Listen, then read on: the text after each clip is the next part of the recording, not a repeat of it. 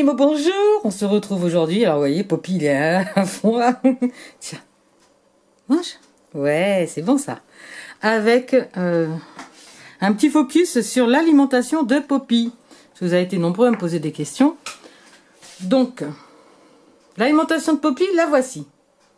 Elle est très simple et assez variée, puisqu'en fin de compte, chaque jour, il va avoir ses nutriments. Et c'est une alimentation qui est validée par, bien sûr, le vétérinaire. Moi, la chose la plus importante d'ailleurs qu'il faudrait retenir de cette vidéo, c'est demander conseil à votre vétérinaire pour votre chien. Votre chien n'est pas le mien. Donc, ce qui est bon pour Poppy n'est pas forcément bon pour le vôtre.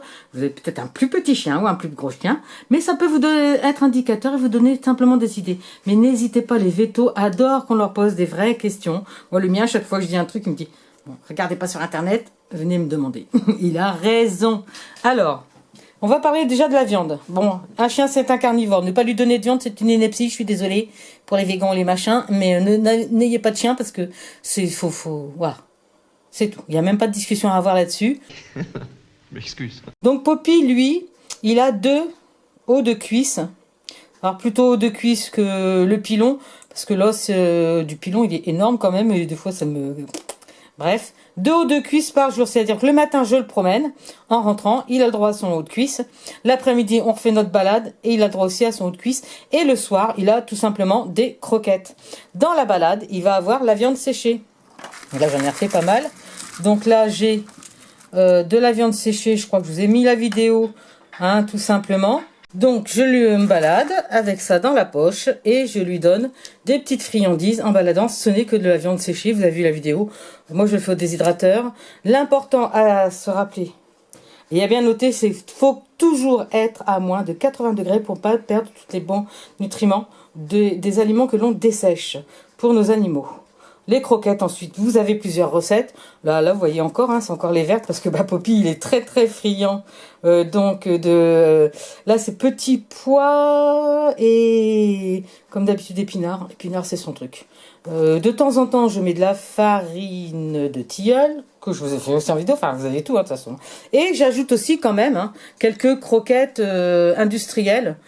Celles-ci, elles sont à plus de 55% de viande. Ça donne un équilibre et ça lui permet aussi de pouvoir un jour manger, je sais pas, un jour je fais pas les croquettes ou il est quelque part où il n'y a pas des croquettes, il faut qu'il puisse quand même savoir manger un peu de croquettes industrielles. Donc voilà, tout simplement. Alors au niveau quantité, moi j'ai pas de quantité à vous indiquer pour Poppy, puisque c'est à volonté un petit peu, enfin à volonté non, mais voilà. En moyenne c'est ce qu'il va manger par jour. Faut savoir qu'une boîte comme ça me fait 15 jours. Tout en ayant un petit peu de croquettes industrielles. Bah, c'est tout, hein. Donc, vous l'aurez compris, Poppy, petit déjeuner du matin, c'est le poulet. L'après-midi, pendant la balade, c'est un petit peu de viande sèche, mais pas une tonne non plus. Retour de balade, c'est le poulet. Et le soir, retour du dernier pipi, c'est les croquettes maison additionnées d'un petit peu de croquettes industrielles, tout simplement. C'est un régime alimentaire qui a été validé par le vétérinaire. Poppy se régale. Regardez, on va lui redonner un petit bout de viande. C'est bon ça. Voilà, donc faites comme moi. Si vous avez quand même des inquiétudes ou même si vous avez juste envie de donner des meilleures choses à votre animal, ben vous avez mes vidéos donc pour préparer tous ces genres de choses.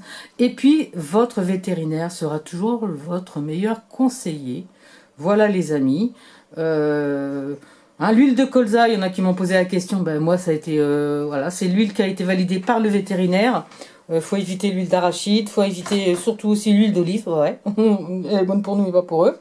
Les carottes, faut les éviter aussi. Alors ça c'est pareil, c'est une chose qui m'a surprise parce que faut savoir que les carottes, c'est une chose que les chiens digèrent très très mal, quand ça très mixé. Alors bon, moi c'est pareil, hein, je vous dis toujours ça. C'est ce que mes vétérinaires m'a dit. Jacques, vous l'avez vu avant. C'est mon chien que j'ai eu pendant quand même 16 ans. Il était en pleine forme et il mangeait plus d'1 kilo de carottes par semaine. Et il est en pleine forme. Donc, faites-vous confiance. Faites confiance à votre vétérinaire.